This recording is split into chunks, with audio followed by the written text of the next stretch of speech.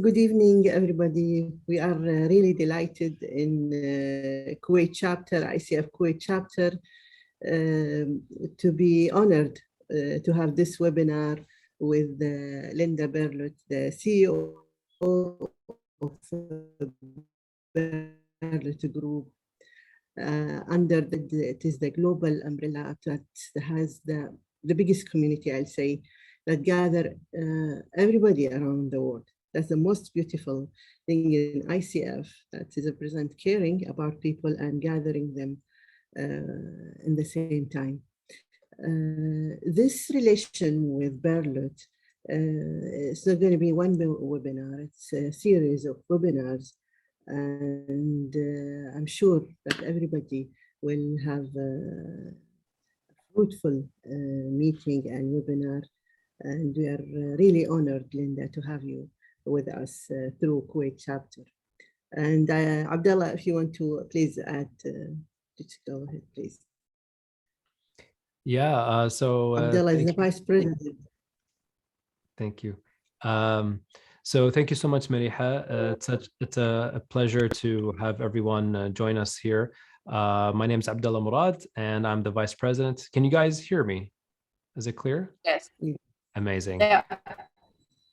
All right. So going back to what I was saying, can you guys see me though? Because I feel like the camera is not on me.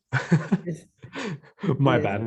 All right. So going back to it, we're really honored to be collaborating. This is a beautiful collaboration between the Kuwait chapter as well as the Berlot Group. So we're lucky to have Linda join us today. And Maliha, would you like to introduce Linda? Oh, you're on mute. I just did. Yeah, Linda is the CEO, and please, Linda, give us a brief about the Berlot Group and some idea about webinars that we're going to have through the ICF Kuwait. Thank you. Thank you very much, Maliha and Abdullah. It's such a pleasure for me to be finally here with you. This conversation has taken a long time to get here. And my team and I are absolutely delighted that we have created occasions. Tonight, I'm here to talk to you about creating intelligent teams, which I know all of us are super, super curious about. And it's a topic that our clients talk about and ask us very often. I lead a team coaching organization called Berlot Group. And at Berlot Group, we coach organizations, C-suite leadership teams across organizations and across industries.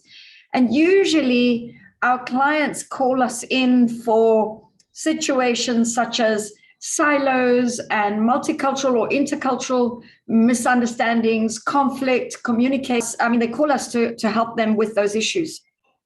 But over and above that, I also run a school. We run a school where we teach people to be team coaches such as ourselves.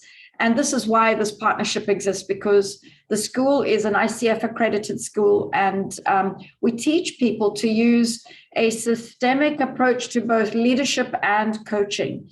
And that is important because our world is changing.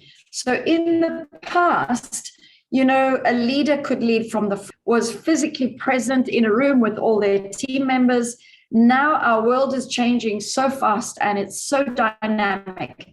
It's impossible for a leader to stay in the front of change. Imagine that in the world today, change is speeding up. I don't know about you, but certainly in my world, it feels like all of a sudden change is speeding up potentially in our world. So change is happening at a rate out. They're no longer sitting in the head office of a building where I can walk up and down and see how people are working. People are working from home. The way that we work is different. And the expectations of response times to communication is different. So I don't know about you, but I was on. Thank you. A leader now has to lead very, very differently. And so the difference for us is the ability that we have to tap into the existing intelligence of a team and allow the team to be creative and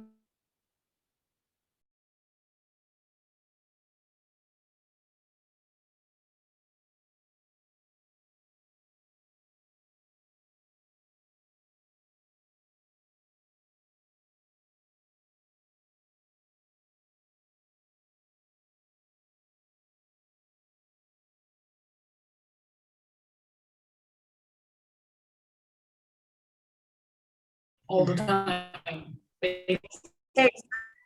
exactly. So where I go, go ahead, Caroline. There is no other option than having your team with you.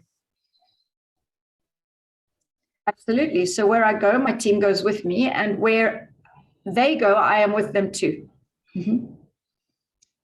What else? What else are some of the advantages? Alignment to a great extent. Well, yes, because, you know, if I'm moving in a certain direction, they have to follow me because we're kind of all in it together. What could be some of the disadvantages?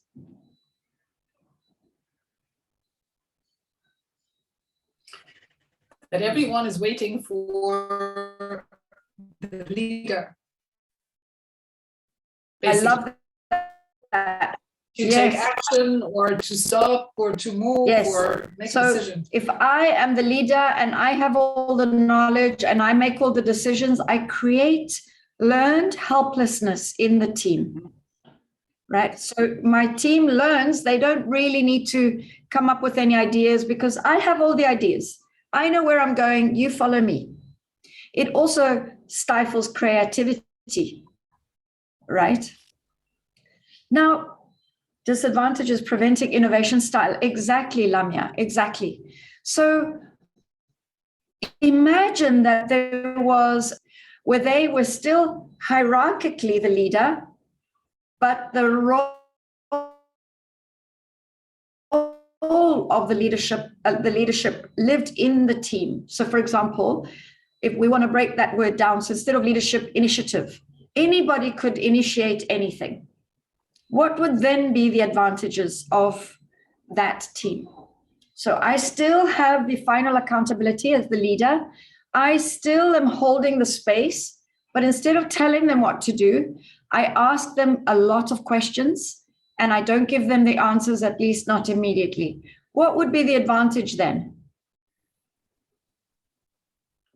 Accountability, high trust, yes.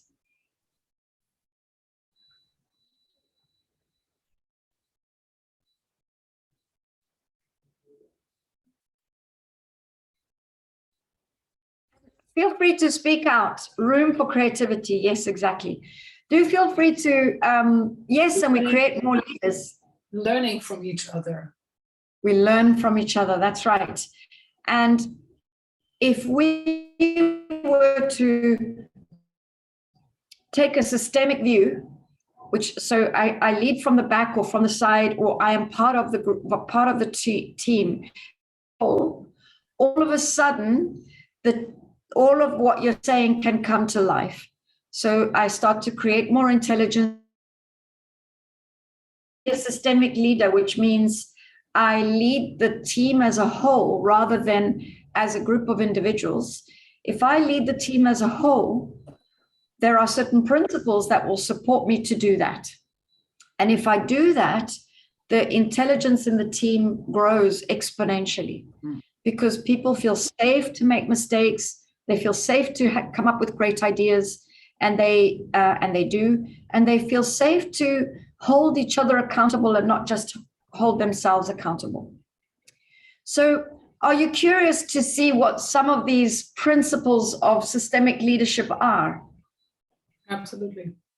Yes, yay. So some of you don't have your videos on, that's okay, but we would like you to participate, please. We're going to move to a platform called Jamboard in a moment. I think Abdullah will share the Jamboard link in the chat. And if you could all link into Jamboard, that would be great. And go ahead and put your name. There we go. Thank you, Abdullah. Go ahead and put your name on the welcome page.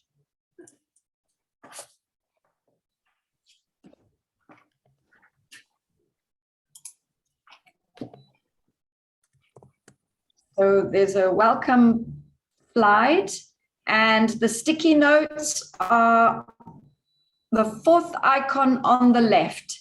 So if you click on the fourth icon on the left, you can click it and then write your name, and there we go. We've got Maliha. Yes, and when you land there, please slide your name away. We've got Inayat, Rashid, Manu, Abdullah. So if you, there we go. If you go to, hello from Istanbul.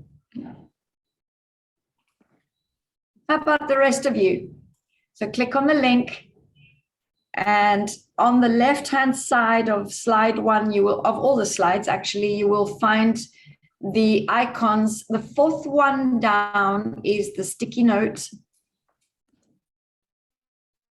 Please go ahead. There we've got Kuwait. Lamia being very creative. We've got Rashid. Let's have everyone else. Sorry, my computer is so slow right now. Something is not moving. I will follow. Lamia is the team leader of research and development, very creative. And Dr. Ahmed, Rashid, are you all there?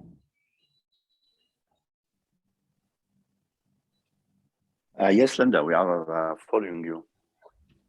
Wonderful. Caroline is here, Rashid is here.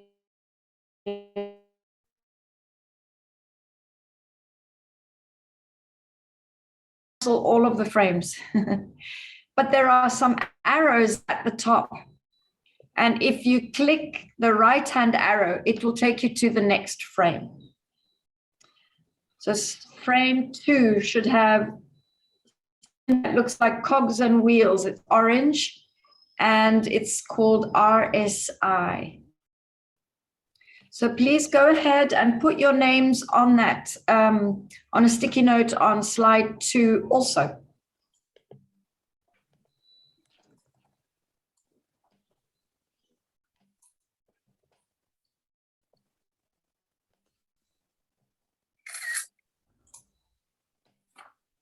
So Rashid's here, Maliha's here, Caroline is here, Kerem is here.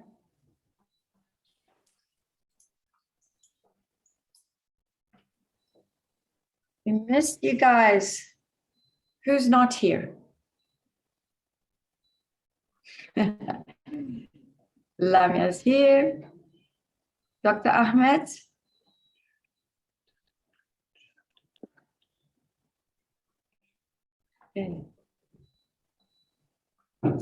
Okay, so when we talk about leading systemically, there are certain principles that as a leader or as a systemic leader or as a coach, we would like you to keep in mind. And we hope that if you practice these, it will start to increase the intelligence in the team. Imagine that these are your come from places, your belief system.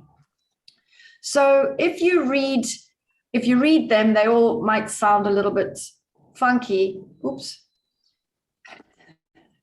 See? Yes. We've lost the model. Hold on. It's back. It's back. It's there. It's there. Okay. Oops, it's a bit large. I'm just gonna fix it till you speak. Okay. So here's what I would like for you all to do next is to read each principle and then drag your sticky note, but only your sticky note. So the way that we move our sticky notes is put your cursor on the sticky, move your sticky note to the one that you're most curious about.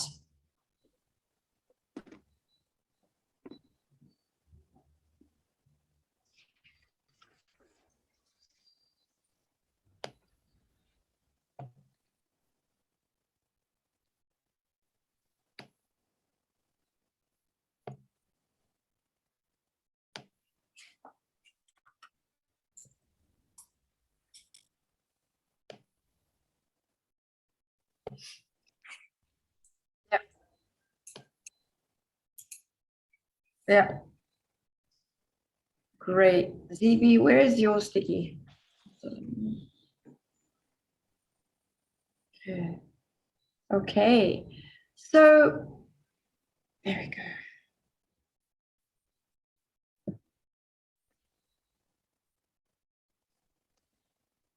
Abdullah. So Dr. Ahmed, are you okay?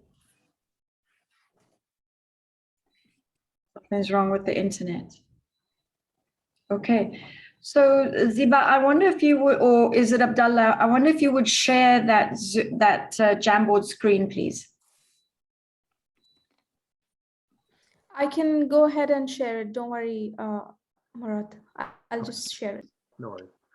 Excuse me, Linda, I'm following you, but I cannot access the program.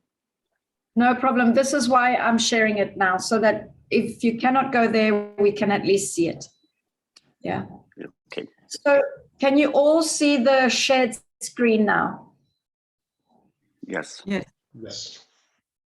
Okay. Yes, we can. So let me hear from some of you. Let's start at the top. Relationship systems on a constant state of emergence. What do you think that might mean in terms of... There's always one in the team. Ziba, help. I'm gonna fix it, Lindy. I'll just stop sharing and I'll fix it now. Okay, no problem. So in terms of principles, what do we think about that it means? Systems are in a constant state of emergence. If I truly believe and trust that systems are in a constant state of emergence, what might that mean to me? It might mean that they're constantly changing and constantly something wants to Emerge. develop or, yeah. I love that. Yeah, so it's the acceptance and the belief that a system is always changing. And by a system, we mean a team or relationship systems. It can be a partnership, it can be a pair, it can be a family, anywhere where there is an interdependent entities with a common goal or a common focus, right? So if there are interdependencies, we are a system. You will often hear me use the words interchangeably: system, team, relationship, because we mean the same. The moment that there's eye contact, it can be a relationship or a working relationship. If we depend on each other to do the work, that we are a system, right? So if we hold the belief and trust that systems are always changing, when there is a change, we don't look at the change so negatively, right? Look at it as, wow, it's time to evolve and grow. And what that means is that if we don't hold change as something negative, now we start to look at what's trying to emerge, and we can be creative around that rather than resist it. So the question, what's trying to happen here, is very important for a leader at this point, right? So when there's change, instead of fighting the change, asking ourselves, wow, this is interesting. What's trying to happen here? And who knows what the answer might be. Yeah. And we can take a global view at this too. I mean, if you think about COVID, what was trying to happen with COVID? And at any one given moment, we could have answered that in different ways. Yeah. Any thoughts, ideas, questions? I have a Yes. question, Brenda. How to introduce the change to the system? Because sometimes the system is very strong to become rigid, that is sometimes unbreakable. For example, if the objective like of the year or the target comes from the top management to the middle management to the employee, that these are the objectives we are working through this year. So where is the area for creativity and innovation and team involvement in enhancing performance if we're going to be evaluated through the system for these specific targets? Yeah, that's a really good question. And it's a huge topic on its own. I'm wondering if that's the next topic for our next webinar. I've just written it down as you were speaking. So I think if we hold that the system has its own intelligence, and we trust that when change is happening, it's not the end, but possibly the beginning of something different. Now, all of a sudden, we allow space for creativity to happen. Whereas if we think that when a system is trying to end or change, it's the end, it shuts down creativity and it creates a lot of fear, right? Yeah, Rashid, yeah, there is a limit of freedom inside each division for the leader. I mean, the senior with his employee, the team leader with his employee, even if he have other organization objective, he has some little freedom for creativity, a small freedom in his division, his area, his umbrella. Absolutely. Rashid, I know you had a question. I have I don't know, an observation or something to add actually. When it comes to change, we all have heard the statement, the only constant is change. And the earlier or the further we can embrace or we work to embrace this statement in our reality of workplace, the better or the more ready we are going to be. So we want to embrace the reality that change is going to happen. So you better be proactive rather than being reactive and being pushed into becoming a firefighter. That's the mentality that should be nurtured in the workplace, and this is to some extent linked to Maliha's question with regards to what extent I'm having a freedom into creativity and embracing change. I might not have a freedom into the what, so objectives are set from there, but I might do have the freedom into the how. Absolutely. Yeah, absolutely. So That absolutely. one way of looking at it. Yeah, exactly.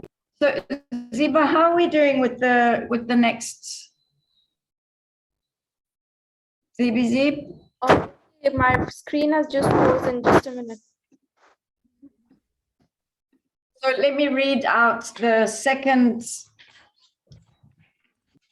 principle.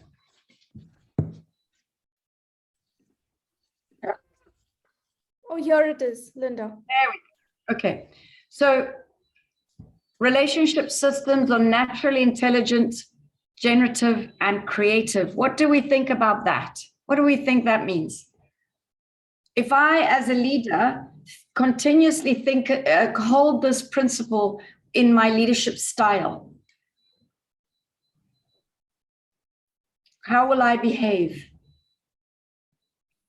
I trust them. I trust. them. That's right. So if as a leader I believe this, it means that whenever there is a topic for discussion, whenever there is a decision to be made, I might make the final decision myself, but I will not make it without listening to every single view in the system. And because if I am a leader who has all the answers, I am one person intelligent. If I tap into the wisdom that lives in the team, I am 11, 12, 13, however many people in the team intelligent. You know, it may not mean that we make the decision collectively, but if I at least hear everybody's point of view, if I hold deep democracy, which has got nothing to do with voting, it's got everything to do with every voice has the right to be heard and respected. If I hold that as a leader, all of a sudden now, I can tap into the collective wisdom in the team. I trust them. I trust that they can be creative. I also don't need to give them all the answers when they are stuck. I can ask them for possible solutions and trust that they will have the ability to fix themselves, if it will. Yeah? So there's a lot of trust involved. There's a lot of belief that there is more wisdom to us being in a group than me as a leader on my own. Yes, Rashid, question. We just need to be, from my perspective, I think we need to be careful here not to be over optimistic, because when we say that naturally, that phrase there, I mean, we still need as leaders to have that monitoring position, because trust is there. Me as a leader, I trust the team, but I also need to know that it's my ultimate responsibility to verify. Absolutely, and I don't think this principle denies what you're saying. As a leader, it's my accountability, my authority. However, if I'm a smart leader, I will ask my team members what they think, even though they know I will make the final decision. If there's a topic or a conversation or a decision to be made, I can still ask them, what are their opinions? I'll give you an example. At the moment, we have some change going on in our team and we have to employ a new team member. I could do all the recruiting myself. I could meet everybody and have a gut feel plus what I see, what I hear, and recruit on my own. However, I trust that because we're all different in the team, everybody will have a different viewpoint. And by listening to what my team members say makes me a smarter leader. Does that kind of make sense? Even though I will make the final decision. So if we move on to the third principle, which is, you can see they start building. Yes, exactly, Lamia, you're absolutely correct. It does boost and make for better performance. So the third principle is every member of the relationship system is a voice of the system. What do you think that means? This is when it gets a little woo-woo.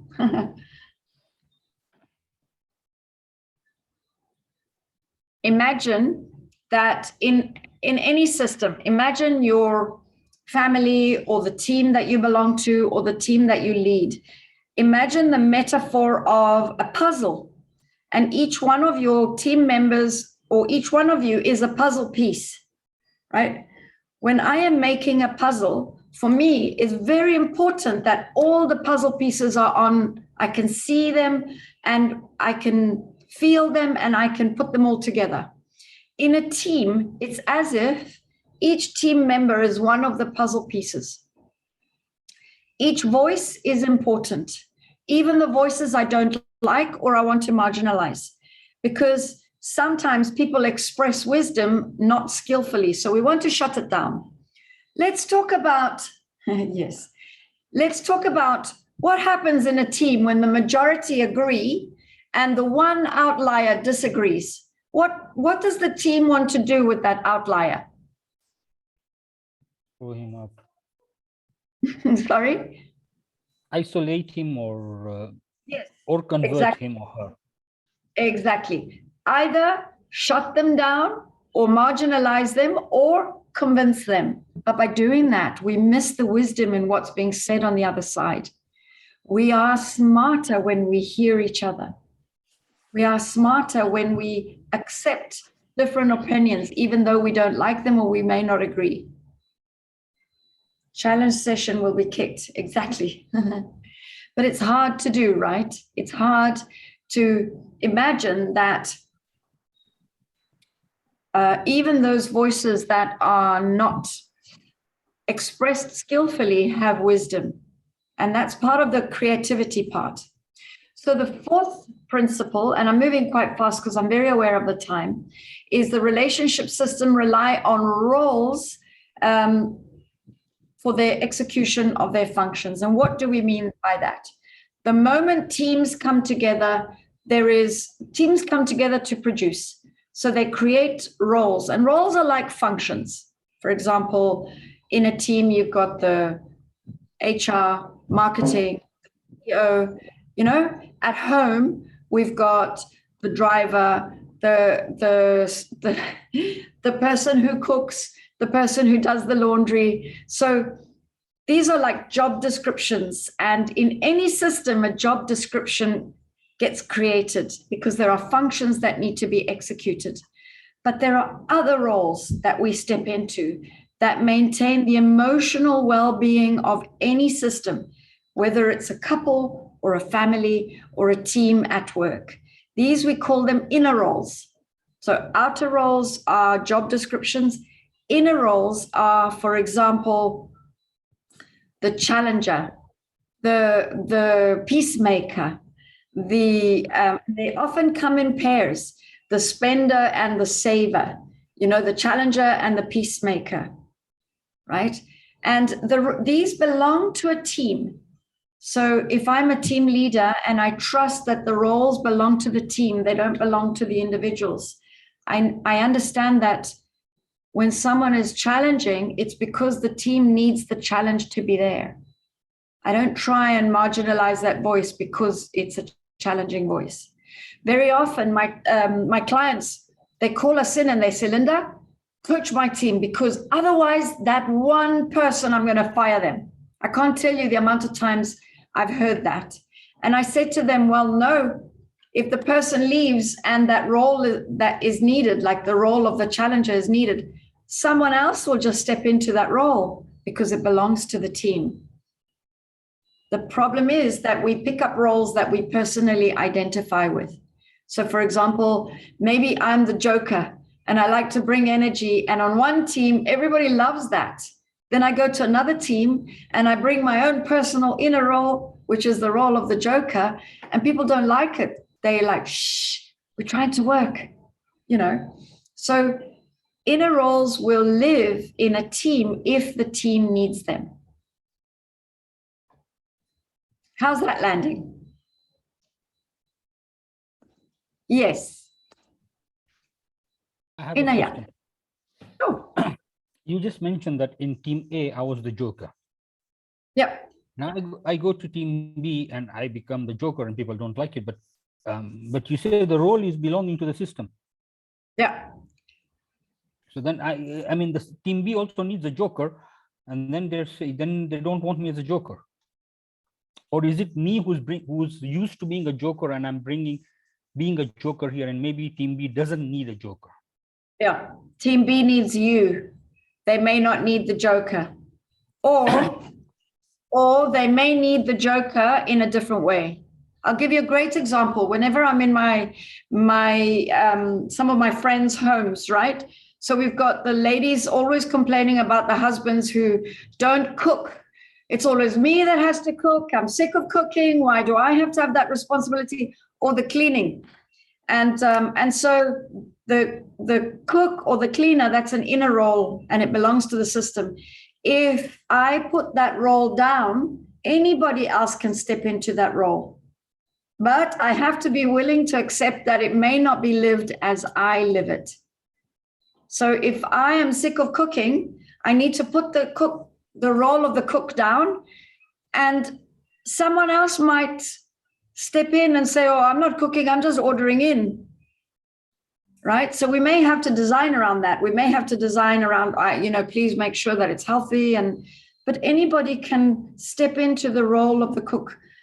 It may look very different in Ayat. So maybe when you go to team B, the role of the joker is not, funny, but it might just bring some lightness. It might look different. I have a question, Linda, please. Yes. As a leader, do I set the roles or I pick the team members according to the role related to them, or they are most, Yeah. productive in their role?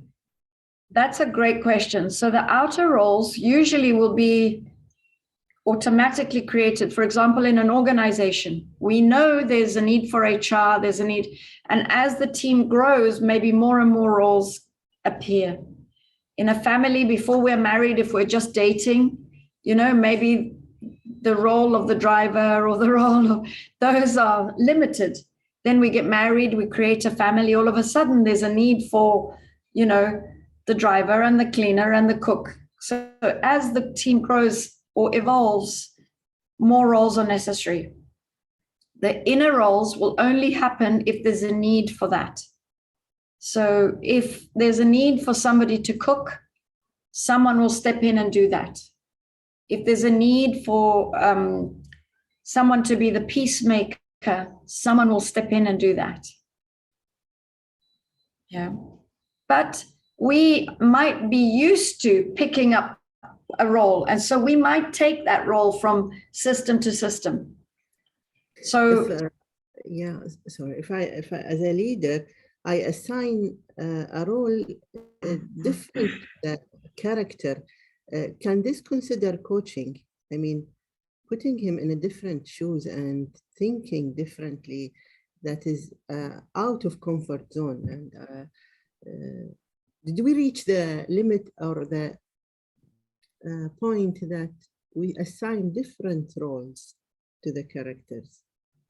We can do, and it could be considered coaching depending on how you approach that. And for us, coaching is a leadership skill, right? All great leaders spend time coaching their people. So the courses that we run are not just for coaches. We often have leaders that come in that really are not interested in learning how to become coaches, but they just want to expand their leadership skills. They want to be more coach-like. So move away from a more telling to a more inviting or questioning, standpoint. Thank you. I hope I'm answering your question. The last but not least principle is that all relationship systems have got their own unique identity or personality. I'm sure that you can think of many different teams and they all have a different energy about them. I think about all the previous teams that I've led, and there was a very different quality to each team. Or if you translate that to personal relationships, think about the couples that you know or the families that you know. Oh, the Joneses are so funny. And maybe the Murats are so caring, right? So each system has got its own unique identity and personality. And that's important, because when a leader remembers that there is a system or a team over and above the individuals in the team, we can tap into the wisdom of that team, which is over and above the wisdom of the individuals. So let's give an example of that. So if I, as a leader, can use the metaphor of stepping into a helicopter and looking down on my team and seeing the team as a whole, I can there's a higher wisdom that we can tap into. Let's take it to families. In family environments, we understand this very well. The husband and the wife, they understand very well. There's me and there's you. We have to meet my needs and we have to meet your needs. However, over and above that, there is also the relationship or the marriage. And no matter how upset or angry we are with each other, we also have to meet the needs of the relationship. So if husband and wife are both working and they get home, they're exhausted, they eat, they plop into bed and they sleep, or they watch TV, and they don't invest in the relationship, very often they start to complain that the relationship doesn't feel so close or connected. And it's the same with teams. When teams are not aware that there is me and you as team members, but also the team, That's when you get silo mentality, and team members are not aware that everything I do or I don't do impacts the team, because they only think, well, I'm over here, I'm just doing my job, or I'm not doing anything. And they don't see that just by doing that, it impacts the system. Imagine that we together, all 12 of us, were holding a piece of string, and together we had created, a spider's web. And each one of us is holding our own piece of string. And we had figured out the tension to hold that web. Right? Can you picture that? Yeah. So I know, like, what happens if I pull the web too tight? Maybe the string breaks, maybe it doesn't, maybe it knots up. Or if I let go of my string, then it hangs and the web starts to unravel. It's exactly the same with our interdependencies. Those invisible strings are our interconnectedness, the interdependencies that we have either in families or in teams. It's what keeps us together. When we don't know that we are impacting the interconnectedness between us, that's when we start to create dysfunction in a team. So let me slow everything down. Lamia, I love your silent voice over here. So success of leadership is two-way communication. What if one part doesn't cooperate? This is a great question. So, Ziba, I wonder if you can stop sharing, please. In life, who can we control? Only ourselves. Who do we try and control and change? You. So in arguments, what happens? Oh, if only you didn't do that, I would not get so angry. Or if you changed the way you behaved, we would not be in conflict right now, right? And we try and change the person in front of us. And but by doing that, it means that we don't have to do anything. If you change, I don't have to do anything. But I can't change you. All I can do is work on myself, work on my own self-awareness, self-manage my own behavior, maybe change my own behavior. And in doing so, I hopefully can influence the relationship in a different way. Right? Does that make sense, Lamia? I can't change it if somebody still is aggressive, but I can change the way I behave back as a leader. And then that should change the interaction between us. So in a team, if a leader continues to hold those 5 principles, to trust the team, trust that there's innate wisdom in the team, trust that there are roles that are both the roles that we see, but also the inner roles. And if we continue to hold change as something good and not something to be afraid of, we can start to increase the creativity in the team and exponentially increase the intelligence in the team. How's that landing? Any questions? Yeah, I have a question, please, Linda. Now, most creativity, from my experience, come from young generation, because it's very hard to change the mentality or the way of leading for, I'll say, more than 20 years of leadership role. How can we change not a stubborn, but fixed, rigid way of leadership that depend on all the style leadership? I think, just it's easy with millennials. Easy with millennials. Very easy. Typical millennials, but in all the style, and they are top management or management. That's why I became a coach. When I was working in my last corporate job, I was working at an executive level, but those executives, you couldn't tell them what to do. They knew everything, right? They had all the answers. So I had to figure out a way to reach them. I was change management lead in the organization. I had to find a way to reach them, and coaching was the solution.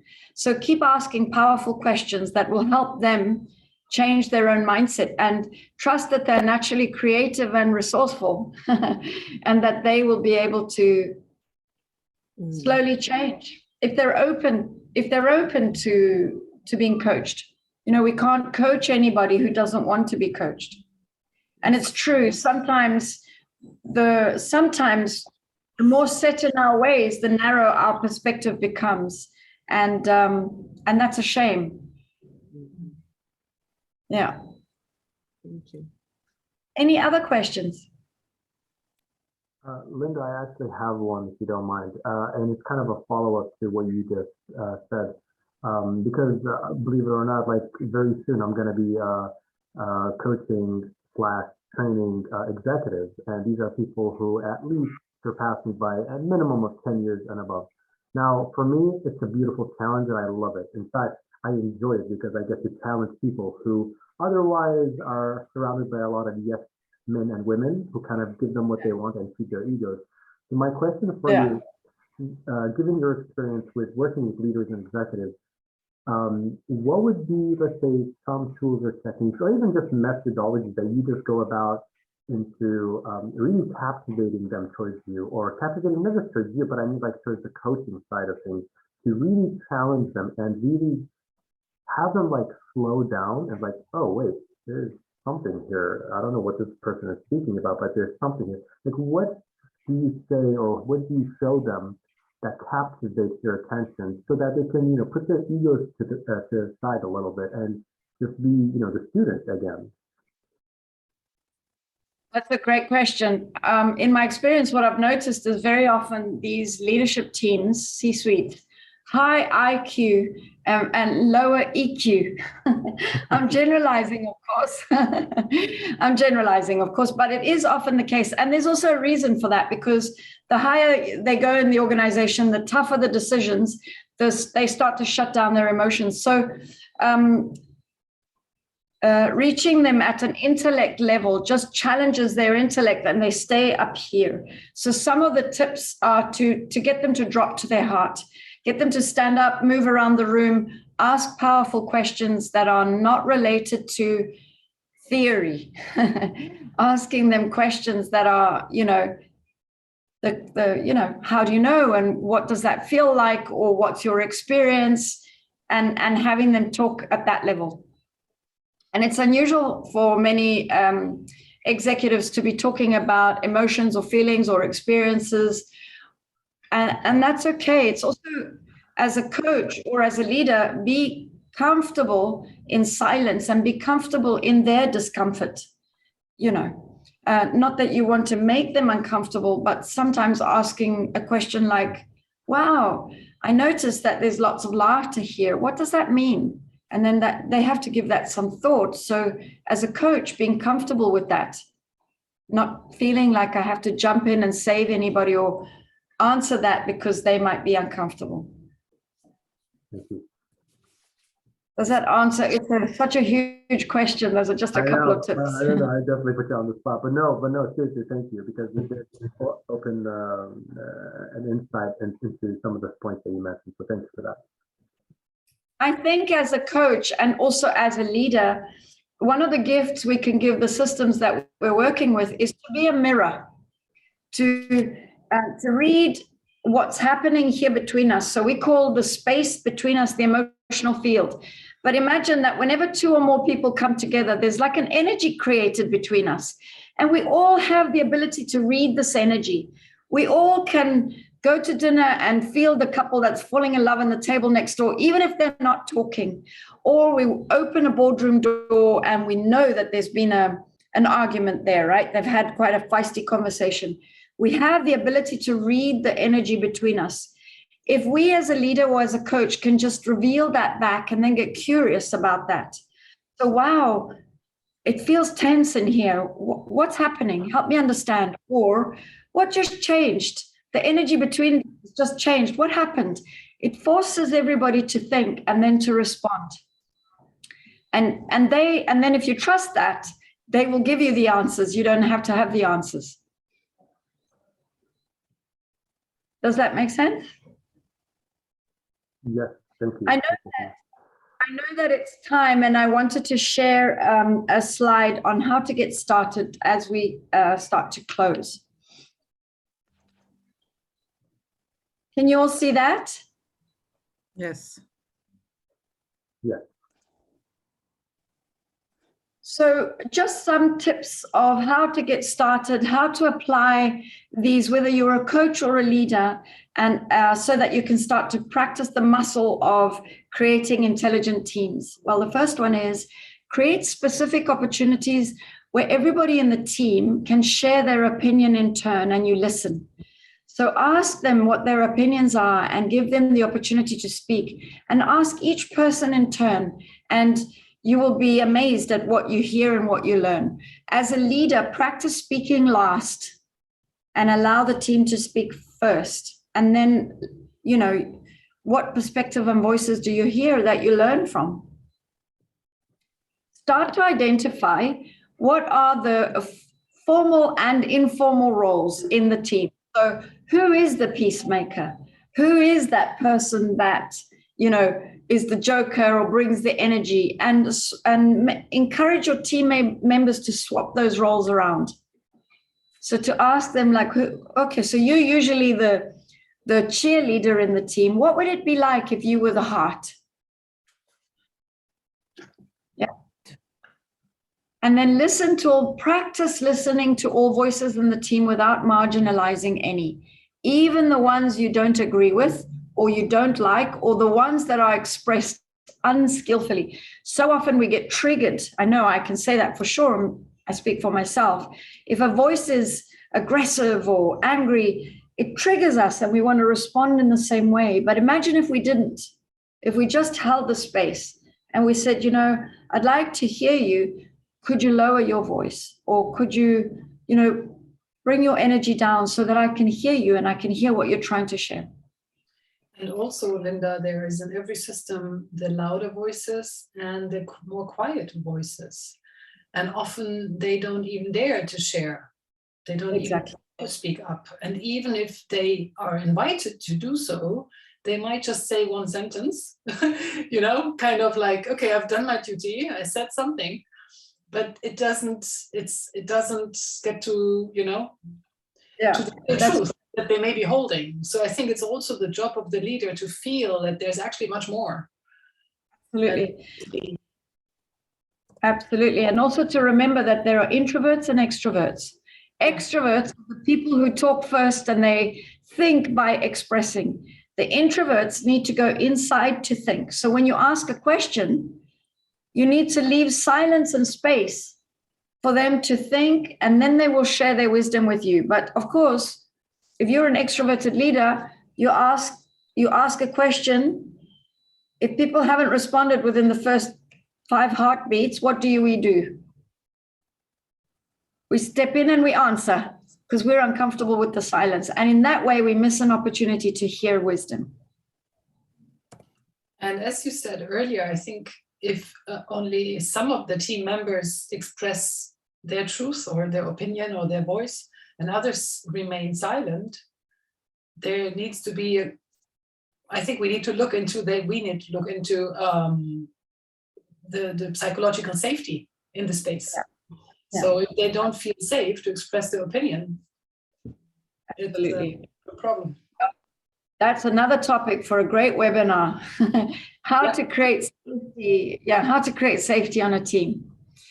And the last one is to continue to look at what's trying to emerge in the team so that you can create around it rather than be reactive to it. You know, looking at, I'll give you an example at Sierra Global when COVID hit. You know, for years, people had asked us to put our courses on a virtual platform. And we'd said, yes, but it was too much of an edge for us. The moment COVID hit, instead of shutting down and being terrified, you know, that our business was dying, well, we did that too. But we automatically started to think, what can we create from this? And within a few months, all of our courses were put onto a virtual platform. So change can encourage you to be creative if you choose to look for it. So we've come to the end of our workshop. I'd like to invite you to remember that the world as we know is changing. Traditional leadership models can no longer be as effective as they were before. And so we need to lead in a very, very different way. If we encourage systemic thinking in ourselves as leaders or coaches and in our teams, all of a sudden we can exponentially increase the intelligence in the team. If we learn some of the tools and skills to lead teams systemically, now all of a sudden you can start to lead larger and larger teams, more complex teams across different geographies, which is becoming a very real reality for most of us. I hope that you've enjoyed hanging out with me. I certainly have with you. And if you have any questions, I'm open to hearing that. Thank you, Linda. Can you give us, please, an idea about the courses in Berlot Group, the coming courses, so the attendees can have idea and how to register? Absolutely. So we can support you in many different ways. We can come in, we can coach your teams, we can coach your leaders, we can deliver, leadership courses to develop your leadership. So we train your leaders, but and these can be done either internal to the organization or as open courses. The courses that Maliha is speaking about are coach training courses. We use the model called ORSC. I will type it in the chat. It's a mouthful, I know, but it is what it is. ORSC, O-R-S-C. It stands for Organization and Relationship Systems Coaching. It was developed by a company called CRR Global. And there are 5 courses in total, 1 standalone. And really what we teach you, thank you, Ziba. What we teach you is how do you coach or lead a system or a team as a unit. But of course, it's a transformational journey. So if anybody goes on a coach training program, you start to transform, the relationships you belong to start to transform as you start to practice the tools and skills that you learn. Well, I'm not sure, Maliha, if you wanted me to say anything more. I'm very aware of the time. But if you would like to contact us, I think you, do you have our contact details? I'll pull them up on the screen. Please feel free to email us. Oops, how do I do that? Yeah, email us or contact us in any way, and we would be more than happy to come back to you. Maybe you want to take a photograph of that page. We have an excerpt of our book. We have 2 books. One of the books is called Creating Intelligent Teams, and we have an excerpt with all the 5 principles in it. If you email us, we will share that with you with absolute pleasure. That's our gift from us to you. Thank you very much. Any of the audience have a question for Linda, please? It was crystal clear, very helpful. I took my notes. I have to work on it. Thank you for that. Thank you for being here, Karen.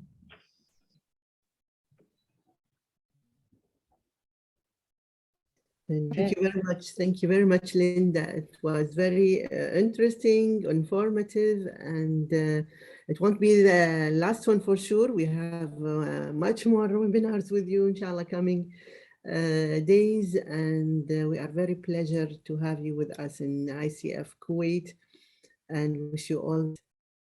Thank you, Maliha. It's been wonderful for me to be here with you. This is the first of many, and I look forward to some of the others and some of the topics that we raised this evening.